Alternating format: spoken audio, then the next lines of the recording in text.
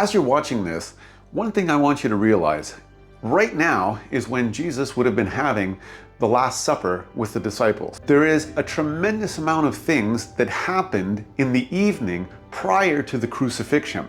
But what most people don't realize is there's a direct tie to these events to Genesis chapter 1. Let me explain. Every single day as it ended, God said, and there was evening and there was morning the first day, the second day, the third day. So the day always begins in the evening.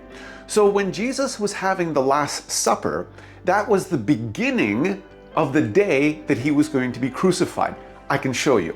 If you look at Luke chapter 22, it goes through both the Last Supper, it goes through the betrayal with Judas, it goes through when Jesus is praying on the Mount of Olives, when he is betrayed by Judas in the Garden of Gethsemane, when Peter denies him 3 times.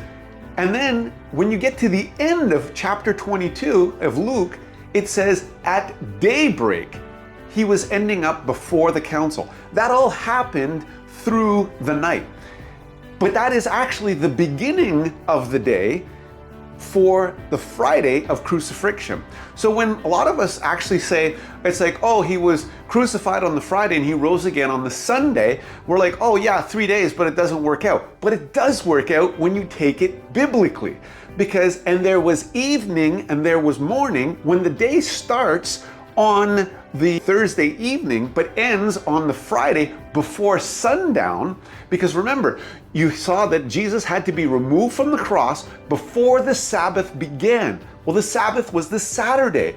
So he had to be removed before that began. So when you take it in proper biblical perspective, you understand, and there was evening and there was morning, and all of the events that started to transpire, it works out perfectly for when God said, and he rose on the 3rd day.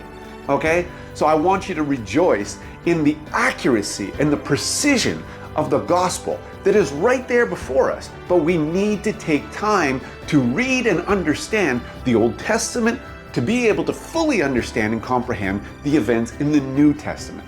More to come.